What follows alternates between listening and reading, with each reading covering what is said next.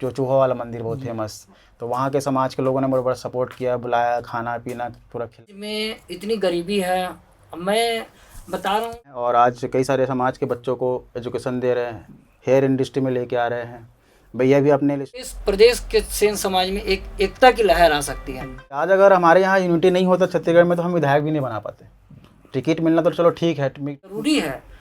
जो उच्च पदों पे बैठे हैं या फिर बड़े पूंजीपति हैं, उन लोगों को देखना पड़ेगा। सेन समाज के लोगों को एकजुट करने और उन्हें एकता के सूत्र में पिरोने सेन समाज के युवक लकी सेन द्वारा 8 राज्यों की सफलतापूर्वक यात्रा को अंजाम दिया गया। 8 राज्यों की यात्रा को कर लकी सेन जी कल ही वापस भिलाई पहुंचे हैं। इस यात्रा के पीछे इनका क्या उद्देश्य रहा और विभिन्न प्रदेशों में इन्हें किस तरह का समर्थन मिला, विशेष रूप से सेन समाज के लोगों का, हालांकि इन्हें परेशानी तो कहीं नहीं हुई।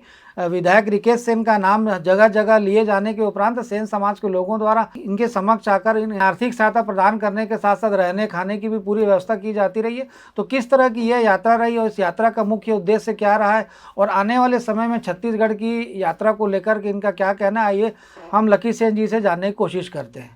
लकी जी, चूंकि आप लगभग 8 प्रदेशों की यात्रा करके आए हुए हैं सेन समाज के लोगों को एकजुट करने के उद्देश्य से, तो इस यात्रा का जो मुख्य मकसद तो हालांकि यही रहा है, एकजुटता, लेकिन इसके पीछे क्या मोटो रहा है और किस तरह का आपको प्रतिसाद मिला? जी, मैं बताना चाहूँगा कि हमने एक समाज का विधायक प्रतिनिधि यहाँ बनाया, विधायक बनाया, तो उनके जीत की खुशी में कि कहीं ना कहीं एक था कि उनके नाम को पूरा नेशनल लेवल में लेके जाना है। और बचपन से मैं देखता था, मेरे पापा भी एक सामाजिक कार्यकर्ता थे, पिछले साल डेथ हुआ उनका, तो बचपन से देखता था कि समाज में एकजुट की कमी है। तो मेरे मन में लगता था कि यार क्या किया जाए इसके लिए। तो मैंने फिर काफ़ी स्टडी करके फिर मैंने इस यात्रा का चयन किया, एक सेन समाज एकजुट मिशन। और इस यात्रा के लिए मैंने निकल गया क्योंकि भैया भी हमारे विधायक बन गए थे, उनके मार्गदर्शन में, और हमारे दिनेश सेन जी हैं, उनके भी मार्गदर्शन में, गाइडेंस की वजह से कि नहीं सही में एक समाज के लिए कुछ कार्य करना चाहिए। तो मैंने निकल गई, स्टार्टिंग कर दिया। और इस यात्रा में मैंने समाज के बहुत बड़े बड़े भामाशाह लोगों से मुलाकात किया, समाज के धरोहर स्थल को देखा। जैसे हमारे समाज में कुल देवी है, नारायणी माता, सेन महाराज जी का जन्म स्थल, सेन महाराज जी का हिस्ट्री जाना कि कैसे उसने अपने समाज में एक यात्रा किया, तो क्या क्या उन्होंने यात्रा में किया समाज के उत्थान के लिए। तो वही यात्रा मैंने भी स्टार्ट किया कि समाज को कैसे एकजुट किया जाए। तो इस यात्रा में मैंने टोटल 8,500 किलोमीटर का यात्रा किया 100 डेज़ में, और जिसमें से मैं 8 स्टेट गया, MP, UP, हरियाणा, उत्तराखंड, पंजाब, राजस्थान, गुजरात, फिर महाराष्ट्र, ऐसे करते फिर घर वापसी हुआ। तो बड़ा अच्छा अनुभव रहा समाज में, समाज के लोगों से मुलाकात करना, सामाजिक चर्चा करना, राजनीतिक चर्चा करना, समाज के जो निचले के हमारे हैं उनको कैसे आगे आ सके समाज। कहीं ना कहीं हम बात करते हैं, चाहे सामाजिक हो, राजनीतिक हो, तो सबसे पहले बात आती है कि समाज, आप किस समाज से हो, आपके समाज की भागीदारी क्या है, क्या एक्टिविटी है आपके समाज के। तो हमने बताया कि हमारे समाज, हम भिलाई में एक विधायक बनाए, हमारे समाज वहाँ पे बहुत एकजुट है, 40-50 हज़ार हमारे वोटर हैं समाज के। तो वो सब चीज़ मैंने वहाँ पे इस लोगों को बताया कि वाकई में आप लोग को भी ये सब चीज़ आना चाहिए, क्योंकि पैसे की कमी कहीं नहीं है, सब अच्छे अच्छे भामाशाह से बात किया मैंने। तो मतलब कि एकता की कमी दिखा मुझे। तो कहीं ना कहीं एक यूनिटी बनाओ, एकता बनाओ और समाज को आगे बढ़ाओ, और समाज में फिर राजनीतिक भागीदारी लो। ये मैंने सारे चर्चा वहाँ पे करके आया। तो उसमें लोग मुझे सम्मान भी मिला, अच्छा मिला। और छोटे मोटे तकलीफ़ तो आती रहती, जब यात्रा में करोगे तो कहीं पे बारिश, कहीं पे और कुछ। मैंने इस यात्रा में फिर केदारनाथ की भी चढ़ाई किया, 25 किलोमीटर की चढ़ाई है। मैंने तुंगनाथ बाबा की चढ़ाई किया, जहाँ 6 किलोमीटर की चढ़ाई है। तो मैंने पूरा इधर देहरादून से होते हुए बहुत जगह धार्मिक स्थल, बड़े बड़े चीज़ों को देखा। समाज के हमारे सेन बाबा है, उनके जन्म स्थल है पंजाब में, सोहल टट्टी, तपोभूमि है, प्रतापपुरा, ऐसे बहुत सारे चीज़ को मैंने जाना। काफ़ी लंबी यात्रा रही है, तो मुख्य रूप से आपको क्या परेशानी मिली और देखने को मिली, और साथ ही आपको लोगों का सहयोग किस तरह से मिला? सेन समाज के अलावा दूसरे समाज के लोगों का भी किसी तरह कोई सहयोग मिला क्या? हाँ, दूसरे समाज में बात करें, हमारे समाज में तो बहुत सहयोग भी मिला मुझे। जगह जगह रहना खाना का व्यवस्था हो जा रहा था। समाज के जो धर्मशाला है, छात्रावास है, वो सारे चीज़ में मैं ठहर जा रहा था। कभी मैंने होटल कहीं नहीं लिया, मैंने समाज के ही लोगों के साथ रुका, समाज के ही धरोहर स्थल में ही रुका। फिर कई जगह ऐसे भी रहा कि जहाँ समाज का धरोहर स्थल नहीं था तो अदर समाज के धरोहर स्थल है, वहाँ भी लोग सपोर्ट किया कि यार नहीं, एक बंदा इतने दूर से आया है तो उसमें भले अपने समाज के लिए यात्रा कर रहा है, लेकिन पहले तो इंसानियत है, इंसानियत बहुत ज़रूरी है। तो मैंने जैसे हमारे राजस्थान में नारायणी माता सुने होंगे, सॉरी करनी माता, जो चूहा वाला मंदिर बहुत फेमस, तो वहाँ के समाज के लोगों ने मुझे बड़ा सपोर्ट किया, बुलाया, खाना पीना पूरा खिलाया, पूरा सम्मान सम्मान के साथ भेजा। तो वाकई में मुझे बड़ा अच्छा लगा कि यार नहीं, लोगों की नेचर भी कितना अच्छा है। तो ये सारी चीज़ें, तकलीफ़ की बात करें तो तकलीफ़ छोटी मोटी तो यात्रा, जैसे मैं बताया कि गाड़ी बीच में गुजरात में मेरे पूरा डूब गया था, बहुत बारिश हुआ था, तो फिर लेकिन समाज के लोगों ने हेल्प कर दिया, तो वो सब भी आगे बढ़ते हुए आ गए। तो छोटे मोटे तकलीफ़ तो आती ही है, बट लेकिन ऊपर वाले और आप लोग का सहयोग, समाज का सहयोग, ऐसे भाइयों लोग का सहयोग, तो फिर इंसान सब कर गुजरता है। दिनेश जी, जैसा लकी सेन जी का कहना है कि आपके मार्गदर्शन में इनके द्वारा यात्रा की शुरुआत की गई सेन समाज के लोगों को एकजुट करने के उद्देश्य से, तो ऐसा विचार आपके मन में पहले क्यों नहीं आया कि इस यात्रा का शुभारंभ पहले किया जाए? नहीं, यात्रा का शुभारंभ तो हम लोग विचार बहुत पहले से था, पर हमें कोई एक ऐसा व्यक्ति का इंतज़ार था जो हमें गाइडलाइन कर सके, जो हमें सरकारी मुहैया योगदान प्रदान कर सके। मुझे ये लगता था कि समाज के लिए कुछ करना है। हमारे समाज में लोगों को बहुत पिछड़ा हुआ देखे हम लोग, तो एकजुटता नहीं दिखती थी कहीं भी। इस काम को आगे बढ़ाना है, भैया का नाम को आगे बढ़ाना है। जैसे कि आज वैशाली नगर में भैया को वैशाली नगर के नायक बोला जाता है, तो अपन उसको देश भर में देश का नायक बनाया जाता है। इस यात्रा के लक्की भाई को, फिर लक्की भाई और मैं बैठ के बात किए कि समाज के लिए अपन क्या कर सकते हैं। तो लक्की भाई और मेरे बीच ये बात हुई कि अपन भारत यात्रा में निकले। तो ये भारत यात्रा में निकलने के बाद इनका जो भी बात होती थी समाज के लोगों से, तो मुझे गाइडलाइन करते थे, बताते थे कि मैं इनसे बात करा रहा हूँ, इनसे बात करा रहा हूँ। तो मैं उनसे बात करते करते लक्की भाई के लिए जो भी मेरे से बन पड़ा वो मैं सहयोग करता रहा, और लक्की भाई का यात्रा से और समाज के लिए एक बड़ा चीज़ निकल के आए, इस उद्देश्य से अपन ने यात्रा किया है। और मेरा एक अपना बचपन से सोच रहा है, जैसे कि अपन देखते हैं कि आज गिरौदपुरी धाम, छत्तीसगढ़ में गिरौदपुरी धाम है, तो सतनाम समाज का बहुत बड़ा धाम है। हम भी चाहते हैं कि सेन समाज में एक सेन धाम हो, बड़ा धाम हो, सेन बाबा बड़ा जी का। सेन धाम हो। अपन इस उद्देश्य से काम कर रहे हैं कि समाज को सेन धाम के मिल जाए। और आज हमारे पास विधायक है, अगर आज हमारे विधायक जी हमको सपोर्ट जिस प्रकार से कर रहे हैं समाज को, वो अगर ऐसे ही लेके आए तो 5 साल के अंदर हमारे पास भी एक बड़ा सेन धाम होगा। इस उद्देश्य से अपन काम कर रहे हैं। इसकी समाज की स्थिति परिस्थिति भी सुधरेगी, समाज के बच्चे लोग एजुकेट होंगे, और समाज की एक भव्यता की पहचान भी होगी कि सेन बाबा जी ने क्या किया अपने हिस्ट्री में। आज माधवगढ़ में उनके बहुत बड़े धर्म स्थल है, राजा मान सिंह का सेवा की है उन्होंने, सारी चीज़, तो वहाँ से हिस्ट्री निकल के आते। तो हम चाहते हैं कि हमारे विधायक जो रिकेश भैया है, उनके नेतृत्व में एक सेन धाम की स्थापना हो, ताकि सेन समाज के पूरा इंडिया में प्रचार प्रसार हो, और सेन समाज गर्व से कह सके कि मेरा भी एक विधायक का प्रतिनिधि यहाँ पे है और समाज के लिए काम किया है। तो ये हम चाहते हैं। क्योंकि लकी जी, आप इतने स्टेट का दौरा किए हैं, क्या स्थिति देखने को मिली आपको? सेन समाज के लोग वहाँ पे एकजुट हैं या कि टुकड़ों में बटे हुए हैं? यात्रा के दौरान मुझे तो समाज के बहुत सारे लोगों से मुलाकात किया, जैसे पहले ही बताया कि बड़े बड़े पैसा वाले पार्टी भामाशाह, लेकिन सब तो सक्षम है, लेकिन एकता की बहुत कमी दिखी मुझे। जैसे मैंने राजस्थान में गया तो राजस्थान में एक अच्छी मेजोरिटी दिखी, अगर परसेंटेज वाइज बात किया जाए तो वहाँ 80% लोग मेजोरिटी है। फिर मैंने गुजरात का एंट्री किया, गुजरात में तो बिल्कुल भी मुझे नहीं लगा कि यूनिटी तो सा है, अलग अलग लोगों में बटे हुए हैं, अच्छे हैं, और बट थोड़ा सा काम करने की ज़रूरत है। भैया का आगे मार्गदर्शन रहेगा तो लोग जाएंगे, नेशनल प्रसार के रूप में उभर के आएंगे भैया, और उनके मार्गदर्शन में लोग एकजुट बनेंगे और समाज का आगे उत्थान होगा। क्योंकि आप इतने प्रदेशों का दौरा किए हैं, तो छत्तीसगढ़ का दौरा करने में आगे को कोई प्लानिंग है, कार्य योजना है कि छत्तीसगढ़ का भी दौरा करके देखा जाए कि यहाँ पे सेन समाज के लोगों की क्या स्थिति है, क्या उन्हें सरकारी सुविधाएं मिल रही हैं, नहीं मिल रही हैं, उनकी प्रमुख मांगें क्या हैं? जी, ये भी यात्रा मैं दिवाली के बाद चालू करूँगा, और जैसे भी भारत यात्रा करके आया तो मैं छत्तीसगढ़ के जितने भी ज़िलों में जाऊंगा, समाज के अध्यक्ष से मुलाकात करूंगा, क्या परेशानी है, क्या चीज़ें हैं, उनसे भी जानेंगे राय कि हमारे अगर भैया यहाँ पे नायक बने, विधायक बने हैं, तो उनसे आप क्या अपेक्षा करते हैं समाज के प्रति। तो ये सारी चीज़ मैं स्टार्ट करूँगा दिवाली के बाद यात्रा। दुर्ग जिले में सेन समाज की कैसी स्थिति है अभी? दुर्ग जिला में तो सेन समाज के आप देखें हमने विधायक बना दिए हैं, तो कहीं ना कहीं हमारी स्थिति अच्छी है दुर्ग जिला में। दुर्ग रायपुर में अच्छा स्थिति है, जिसमें अच्छे काम चल रहा है। कई जगहों में जैसे कि मैंने देखा कि हमारे एक बोर्ड होता है, केस कला बोर्ड, हमारे यहाँ बहुत सालों से बना हुआ है केस कला बोर्ड, जिसके अध्यक्ष पूर्व अध्यक्ष मोना सेन जी हैं, रहे हुए हैं। ऐसे मैंने महाराष्ट्र में अभी तक कोई बोर्ड का गठन नहीं हुआ है, गुजरात में भी बोर्ड की गठन नहीं हो पाई है। तो इसके कारण मैं जाना कि वहाँ पे एकता की कमी है। तो ये एकता जब तक नहीं आएगी, आप बोर्ड कैसे बन पाएगा, सरकार के पास आप कैसे नेतृत्व कर पाएंगे, कैसे आप प्रदर्शन कर पाएंगे कि आपकी एकता है कि नहीं है।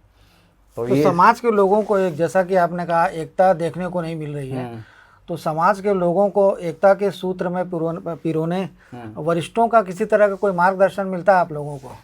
हाँ, वरिष्ठों का मार्गदर्शन मिलता है। इसकी लड़ाई आज से नहीं, आज से 50 साल पहले पुरानी लड़ाई चल रही है। क्या ऐसे बड़े लोगों से मुलाकात करके है जो पिछले 40 साल 50 साल से इस कार्य में लगे हुए हैं, लेकिन कहीं ना कहीं एक इंसान करते करते करते हार जाता है ना, वो हारने की उम्मीद में उन लोग बैठे हुए हैं। लेकिन जब तक हमारे जैसे युवा आगे नहीं आएंगे तो हम उस 40 साल को 100 साल कैसे बनाएंगे, तब जाके समाज में काफ़ी अवेयरनेस आएगा। और आएगा, मैंने घूम के देखा है कि आएगा डेफिनेटली। आने वाले 5-10 सालों में ये एकता आएगी और काफ़ी समाज आगे बढ़ चढ़ के हिस्सा लेगी हर चीज़ों में। दिनेश जी, आपको कहीं ना कहीं लगता नहीं कि सेन समाज के लोग आर्थिक रूप से भी काफ़ी पिछड़े हुए हैं? इन्हें भी जिस तरह की सरकारी सुविधाओं का लाभ मिलना चाहिए वो नहीं मिल सका है। हालांकि जैसे लकी जी ने बताया कि केश कल्याण बोर्ड है, लेकिन केश कल्याण बोर्ड के माध्यम से भी सेन समाज के देखने को ये मिलता है कि लोग सक्षम नहीं बन पाए, जो युवा है विशेष रूप से। तो इन्हें सक्षम बनाने, आत्मनिर्भर बनाने, विशेष रूप से सेन समाज की जो लड़कियाँ हैं उन्हें आत्मनिर्भर बनाने के लिए किस तरह से आने वाले समय में आपको क्या लगता है सरकार की तरफ से कोई पहल की जाएगी? बिल्कुल, सरकार की तरफ से भी पहल की जाएगी और समाज की तरफ से भी। लेकिन मैं यहाँ से समाज के लोगों को एक संदेश दूंगा कि समाज के लोगों को भी कहीं ना कहीं आगे आना पड़ेगा। कुछ लोग आगे आते हैं, जैसे कि हम जैसे युवा, और हमारे से पहले कोई हमारे बुजुर्ग आगे आए, पर उसे कहीं ना कहीं समाज का सपोर्ट नहीं मिलता, समाज के लोग सामने नहीं आते हैं। अभी इनका एक कारण होता है, जैसे आप बताएं अभी, आर्थिक स्थिति। हर आदमी आर्थिक स्थिति से कहीं ना कहीं मार खा जाता है। तो हम चाहते हैं कि आप आर्थिक स्थिति के साथ साथ थोड़ा से आगे आइए और सपोर्ट करिए, युवाओं को सपोर्ट करिए, तो शायद इस बात को हम सरकार तक के भी लेके जाएंगे। ये चीज़ में हम लोग और काफ़ी आगे आएंगे, ऐसी मेरी उम्मीद है। उत्साह भरी बात है और आगे आएंगे, समाज के लोग बहुत आगे आएंगे। जैसा कि आपने कहा कि गिरौदपुरी धाम है, तो सेन समाज के जो धाम की आप बात कर रहे हैं उसके लिए किसी तरह की कोई चर्चा हुई आपकी कि आने वाले समय में इसे पूर्ण रूप देने, इसे मूर्त रूप देने कोई पहल की जाएगी? जी जी जी, इस बारे में विधायक जी से भी चर्चा हुई है और प्रदेश के कुछ गणमान्य लोग हैं, जो ऊर्जावान लोग हैं, उन लोगों से भी ये चर्चा किए हैं हम लोग कि इस दिशा में आगे बढ़ेंगे कि सेन धाम बनाना है।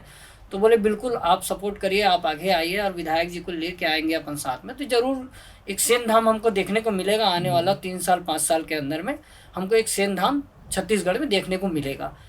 लकी जी, जैसा आप घूम करके आए हैं, तो आपको क्या लगता है छत्तीसगढ़ के अनुपात में अन्य प्रदेशों में सेन समाज की संख्या किस तरह से देखते हैं आप? मैंने इस यात्रा में बहुत जगह गया, जैसे दिल्ली की बात करता हूँ क्योंकि दिल्ली राजधानी है देश की। तो वहाँ पे हमारे सेन समाज के एक गांव है नाईपुरा, जहाँ समाज का स्कूल है, समाज का बड़े बड़े धरोहर स्थल है, समाज के बड़े बड़े लोगों का बिल्डिंग है। लेकिन उस धरोहर स्थल और उस इतना बड़ा गांव में एक भी ना कोई जनप्रतिनिधि है ना कोई है। क्यों? क्योंकि वो वहाँ पे भी मेजोरिटी की कमी है। तो मैंने देख के आया कि बड़ा प्राउड फील हुआ कि यार इतना बड़े मतलब 50,000 लोग वहाँ पे लोग रहते हैं और सब अच्छे अच्छे, कोई इंजीनियर है, कोई रिटायर फौजी है, कोई और कुछ है, ऐसे लोग हैं, IAS ऑफिसर भी हैं वहाँ से, बताइए। तो भी जाके उस जगह में कोई जनप्रतिनिधि खड़ा हो नहीं आया, तैयार होकर नहीं पाया। तो वो ये कहीं ना कहीं दर्शाता है कि एकता की कमी है। लेकिन समाज है और हर जगह अच्छे पोजीशन में है। बस मैं बात कर रहा हूँ यूनिटी की। यूनिटी जब तक नहीं आएगी, समाज यूनिटी कहीं ना कहीं कमज़ोर है, एक यूनिटी है ही नहीं, उसके बिना कुछ भी नहीं हो सकते। आज अगर हमारे यहाँ यूनिटी नहीं होता छत्तीसगढ़ में, तो हम विधायक भी नहीं बना पाते। टिकट मिलना तो चलो ठीक है, टिकट मिल ही जाता है, लेकिन उसके बाद जो जीत दिलाना है वो कहीं ना कहीं समाज की अवेयरनेस के वजह से ही इंसान जीत पाता है और कुछ कर पाता है। तो मैं चाहता हूँ कि एक यूनिटी आए ताकि समाज भव्य रूप से आगे दिख पाए और अच्छा काम कर पाए। दूसरा चीज़ है कि यहाँ पे ये भी आती है कि चूँकि शहरी क्षेत्र में जो सेन समाज के युवक हैं, ज़्यादातर तो वो काम धंधों में लगे हैं। तो लेकिन ग्रामीण क्षेत्रों में यह देखने को मिलता है कि जो ग्रामीण क्षेत्र के समाज के जो युवा कहीं ना कहीं पिछड़े हैं, क्योंकि शहरी क्षेत्र के युवाओं का संपर्क सीधे शहर के स्थानीय स्तर के अपने नेताओं से रहता है, समाज के नेताओं से रहता है। तो उनके मार्गदर्शन उनके माध्यम से किसी न किसी तरह से वो रोजगार से जुड़े होते हैं। लेकिन ग्रामीण क्षेत्रों में चूँकि संगठन का अभाव भी देखने को मिलता है, तो ग्रामीण क्षेत्रों में युवाओं में जागरूकता लाने, सेन समाज के लोगों को संगठित करने कोई कार्य योजना? जी ज़रूर, इसमें हम लोग कार्य करेंगे क्योंकि देखो सब गांव से तो आए हैं, कोई शहर से है नहीं है। हम भी एक गांव से आए थे आज से 20 साल पहले, भाई साहब भी गांव से थे। तो सब अपने अवेयरनेस और अपने एजुकेट और अपने हिम्मत और मेहनत से आगे इंसान बढ़ता है। तो कहीं ना कहीं ऐसे मैं बड़े बड़े जगह देख के आया, जिसमें हरियाणा में गांव के इंसान आके आज 6 करोड़ का सैलून खोला हुआ है। 6 करोड़ किसको बोलते हैं, आप घुसेंगे तो राजा फील्ड महल होगा। तो लेकिन ये इसके लिए भी काम करेंगे सरकार, हम लोग अभी इसके लिए भी बहुत सारे चीज़ योजनाएं हैं जो ग्रामीण स्तर पे जाके ग्राम के जो बार्बर्स हैं, जो सैलून हैं, जो हमारे समाज के लोग हैं, उनको कैसे रोज़गार दे सकते हैं, कैसे हम एक यूनिटी के साथ जोड़ के उनको उनके रोज़गार को बढ़ा सकते हैं। इसके लिए भी बहुत सारे प्लान हैं, वो हम लोग करने वाले आने वाले कुछ महीनों में। अपने वर्तमान में सेन समाज का अध्यक्ष कौन दुर्ग जिले का? अभी वर्तमान में प्रतीक उमरे जी हैं सेन समाज का, जो एक डॉक्टर भी है और काफ़ी अच्छे कर्मठ और ऊर्जावान व्यक्ति हैं। अभी तो सेन समाज की गतिविधियां लेकिन कहीं नज़र नहीं आती हैं शहर में। नहीं, गतिविधियाँ तो है बहुत सारे, हम लोग करते हुए आ रहे हैं गतिविधियाँ। अब तो विधायक बन सामाजिक गए। कार्य जैसे कहा जाए, नहीं, पूर्व में जो सक्रिय संगठन रहा निश्चित रूप से अपने समाज के लिए, लोगों के उत्थान के लिए कुछ ना कुछ करते रहा है, लेकिन अभी पिछले कई महीनों से या कहीं पिछले कुछ वर्षों से ऐसी कुछ चीज़ देखने को नहीं मिल रही है। अब इसके लिए भाई साहब बात बात नहीं है कि सेन समाज कुछ नहीं किया, हमारे पूर्वज ही हमें कुछ दिए हैं, तभी हम आज यहाँ तक पहुँचे हैं और हम इस चीज़ को आगे ले जाना चाहते हैं। लेकिन मैं आपको एक चीज़ बताना चाहूँगा, हमारे सेन समाज में शिक्षा की कमी है। मुख्य कारण है शिक्षा। जब तक हम शिक्षित नहीं होंगे तब तक हम अपने अधिकार के लिए नहीं लड़ सकते हैं। तो हमारे मैं देखा गया हूँ, अक्सर मैं गांव में भी जाके, शहरों में भी जाके, हमारे समाज में अधिकतर लोग 10वीं 12वीं 8वीं 6वीं पढ़ने के बाद सैलून व्यवसाय में जुड़ जाते हैं। तो सैलून व्यवसाय में जुड़ने के बाद उनका जो समाज के या शिक्षा से अभाव कमी की वजह से वो समाज के लिए अच्छा नहीं सोच सकते हैं, और जो आज उच्च पदों पे बैठे हुए हैं वो कहीं ना कहीं समाज को अपनी दृष्टि से पीछे देखते हैं। तो मैं उन लोगों को भी ये बोलना चाहूँगा कि जो आप उच्च पदों पे बैठे हैं तो आप समाज के निचले लोगों के बारे में सोचिए, आप आइए समाज के निचले लोगों से बात करिए। तो ये कहीं ना कहीं हमारे, लेकिन ऐसा देखने को नहीं मिलता जैसा आप बोल रहे हैं कि जो उच्च पदों पर बैठे हैं वो अपने से निम्न पदों के लोगों को अपने समकक्ष लाने की कोशिश नहीं करते। यदि उनके द्वारा इस तरह की कोशिश की जाएगी तो निश्चित रूप से जो कम पढ़े लिखे हैं, जो शैक्षणिक स्तर जिनका कम है, कमज़ोर का, यदि उच्च वर्ग के लोगों का उनको बराबर समर्थन मिलता है तो निश्चित रूप से शैक्षणिक स्तर भी समाज का सुधरेगा। जी जी जी बिल्कुल, ये जरूरी है।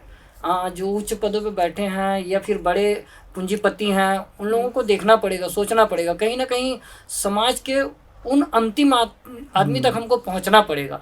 आज देखिए समाज में इतनी गरीबी है, मैं बता रहा हूँ कि समाज में मैंने जहाँ जहाँ देखा है, घूमा है, मेरा अपना एक अनुभव और तजुर्बा से बता रहा हूँ, समाज में बहुत ज़्यादा पिछड़ा और अपन गरीबी से बाहर ही नहीं आ पाए हैं। तो इसका मुख्य कारण ये है कि जो बड़े उच्च पदों पे हैं या बड़े लोग हैं वो कभी निम्न स्तर में जाते ही नहीं हैं। वो यही सोच के बैठ जाते हैं कि हम तो आगे आ गए हैं, अब बाकी हमें क्या करना है। तो ऐसे सोच को थोड़ा, इस परंपरा को कहीं ना कहीं तोड़ना पड़ेगा। तोड़ेंगे जरूर, कहीं ना कहीं, तब जाके कहीं ना कहीं हम समाज को आगे और उन पिछड़े लोगों को सामने ला सकते हैं। इसके लिए हम लोग ने स्टार्ट भी कर दिया है। जैसे कि हम एजुकेशन की बात कर रहे हैं तो कहीं ना कहीं हम भी क्वालिफाइड हैं और आज कई सारे समाज के बच्चों को एजुकेशन दे रहे हैं, हेयर इंडस्ट्री में लेके आ रहे हैं। भैया भी अपने लिस्टर पे अभी जैसे बताए थे संवाद कार्यक्रम कराए थे, उसमें समाज के रोज़गार मेला का भी आयोजन करवाए थे। उसमें भी समाज के कई महिलाओं को, यूथ को रोज़गार देने की बात हुई और हुई आगे।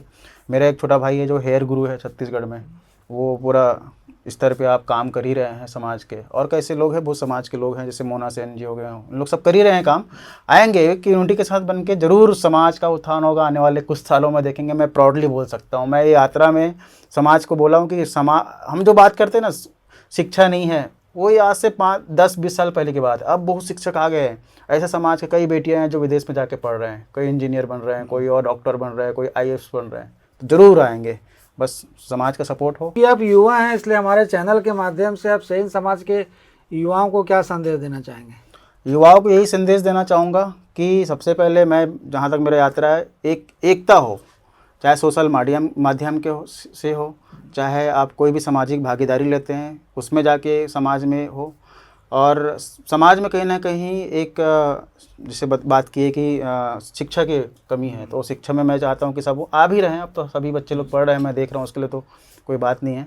तो मैं एक संदेश देना चाहूँगा कि एक हो, एकता में ही समाज की यूनिटी है और आगे बढ़े, समाज जरूर आगे बढ़ेगा। हाँ दिनेश जी, जैसा कि आपने अभी बताया कि कुछ उच्च पदों पे बैठे लोग हैं जो वो अगर ध्यान दे, बातों को समझे, समाज की गरिमा को समझे और छोटे लोगों को जो निम्न स्तर में आर्थिक रूप से कमज़ोर हैं उस तबके को लेकर के साथ में चले तो निश्चित रूप से समाज का स्तर सुधर सकता है काफ़ी हद तक। लेकिन हम आपसे जानना चाहते हैं कि आपने वो कौन से ऐसे बड़े लोग हैं जो पर्दे के पीछे रहते भी हैं और काम भी नहीं करते हैं और सामाजिक स्तर को बढ़ाने की उनके द्वारा किसी प्रकार की कोशिश नहीं की जाती? नहीं, पर्दे के पीछे वाली बात नहीं है। पर्दे के पीछे भी काम करते हैं और पर्दे के सामने भी काम करते हैं, बस इनको एक मंच में आने की ज़रूरत है। जैसे मैं कुछ नामों को आपको बता रहा हूँ। जैसे विधायक श्री रिकेश सेन जी हैं, मोना सेन जी हैं, गौरी शंकर सिरवास जी हैं, त्रिलोक सिरवास जी हैं, विनोद सेन जी हैं, भूपेश शंकर जी हैं। ऐसे और गणमान्य बहुत से प्रदेश में ऐसे कई बड़े नाम हैं जिनका एक मंच में आने से पूरा देश प्रदेश के सेन समाज में एक एकता की लहर आ सकती है। और पता नहीं हमारे पास क्या कमी है क्या नहीं, ये तो नहीं बोल सकता, पर मैं चाहूँगा इन लोगों। ये कुछ नाम आपने बताया कि इनके एक मंच में आने से सेन समाज की स्थिति सुधर सकती है, उस आर्थिक और सभी स्तर का जो वो मजबूत हो सकता है। लेकिन ऐसे भी तो कुछ नाम आप बता रहे हैं ना जो समाज के होने के बावजूद भी अपना परिचय छुपाते हैं। जी जी बिल्कुल ऐसे लोग हैं, और मैं जो परिचय छुपाते हैं उन लोगों से कहना चाहूँगा, आप कभी भी अपने नाम से नहीं जाना जाते हैं। आप नाम के पीछे जो सरनेम है उनसे पहचान होती है आपकी। जब हम पैदा होते हैं तो मान लीजिए कि मैं दिनेश हूँ, कौन दिनेश ये तो मालूम नहीं, पर जब तक मेरे पीछे सेन ना लगे तब तक मेरी पहचान नहीं है। तो मैं ऐसे लोगों को सीधा दो टूक कहना चाहूँगा कि आप जिस भी उच्च पदों पे बैठे हैं आप अपना सरनेम मत छुपाइए, आप अपनी जाति मत छुपाइए। आप बताइए कि आप किस जाति से हैं, किस सरनेम से हैं, क्योंकि वही हमारी पहचान है। हमारे नाम के आगे, हमारा नाम के आगे क्या लगता है ये नहीं, हमारे नाम के पीछे जो सरनेम लगता है वो हमारी पहचान है।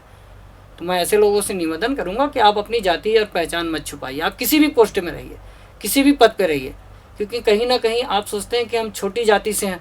नहीं, जाति छोटी नहीं होता है, कर्म से आदमी छोटा और बड़ा होता है। तो ऐसा सोचने के पीछे वजह क्या, जो अपना सरनेम छुपाने के लिए जिसको लगता है कि सरनेम छुपा करके मैं समाज में अपना नाम हासिल कर सकता हूँ, रुतबा बना सकता हूँ, तो आखिर सरनेम छुपाने की बात क्यों आती है? इसके 2-3 कारण होते हैं। इनके कारण मेरे हिसाब से ये होता है कि हमारे समाज में आज भी बहुत भी पिछड़े लोग हैं। तो क्या हो गया, जैसे मान लीजिए मैं आगे चला गया हूँ तो मैं अपने पीछे वाले को ये नहीं देखूंगा कि ये मेरा भाई है, बंधु है, मैं उनसे पीछा छुड़ाना चाहूँगा। और पीछे छुड़ाने की वजह से कहीं ना कहीं हम अपना सरनेम और अपना नाम छुपाने की कोशिश करते हैं। ऐसा मेरा मानना है। ये से चीज़ मैंने भी देखा घूम के पूरा ऑल इंडिया में, कहीं ना कहीं बड़े पदों में बैठे हैं वो सरनेम छुपा रहे हैं। अब वो गिल्टी फील करते होंगे कि हम छोटे समाज से हैं, हम लोग वाकई में गिल्टी नहीं। लेकिन ये चीज़ तो गलत है ना, गलत है। इस समाज की बदौलत आप इस मुकाम तक पहुँचे, उसी समाज को आप छुपाना चाह रहे हैं, छुपा रहे हैं, क्या मतलब है? इसमें भी एक मुहिम हम लोग चलाएंगे आगे कि जितने भी लोग हैं, अभी कास्ट की जनगणना होने वाली वो भी रही है कई जगहों में, तो हमला एक मेन रहेगा कि सेन लगाओ आप, या नाई लगाओ, या कोई लोग ठाकुर लगाते हैं, सविता लगाते हैं ना, बहुत सारे आजकल लग रहे हैं, लेकिन हमारा मैंने नाई और सेन हमारी पहचान है पूरा ऑल इंडिया में। तो ये दोनों सरन में से कोई भी चॉइस करो और लगाओ और अपना नाम करो, समाज के भी नाम रोशन होगा। ये थे हमारे साथ सेन समाज के दिनेश सेन जी और लकी सेन जी। क्योंकि लकी सेन जी, जैसा कि आपको पता है कि लकी सेन जी 8 राज्यों का भ्रमण करके आए हैं सेन समाज के युवाओं को एकजुट करने, सेन समाज के लोगों को एक सूत्र में पिरोने के लिए। हालांकि इन्होंने एक बात स्पष्ट रूप से बताई कि ज़्यादातर प्रदेशों में इनके द्वारा यह देखा गया कि जो सेन समाज के प्रतिष्ठित व्यक्ति हैं, जो विभिन्न सरकारी पदों में हैं, चाहे बिजनेसमैन कहें, इनके द्वारा कहीं ना कहीं किसी ना किसी रूप से अपनी पहचान छुपाने की कोशिश की जाती है, जो कि कहीं से उचित नहीं लगता। हालांकि सेन समाज के द्वारा ही इन्हें एक पहचान मिली है समाज में, उसके बावजूद अपनी पहचान को छुपाना, अपने नाम के पीछे सेन सरनेम का उपयोग इस्तेमाल ना करना, कहीं ना कहीं कुंठित मानसिकता को दर्शाता है। यहाँ पे इंटरव्यू के दौरान एक बात यह भी सामने आई कि जैसा कि इनका कहना है कि सेन धाम की स्थापना भी छत्तीसगढ़ में किए जाने की ज़रूरत है। इसके लिए भी हर स्तर पर पहल की जा रही है। ये जो पहल कितनी कारगर साबित हो पाती है आने वाले समय में ही स्पष्ट हो सकेगा।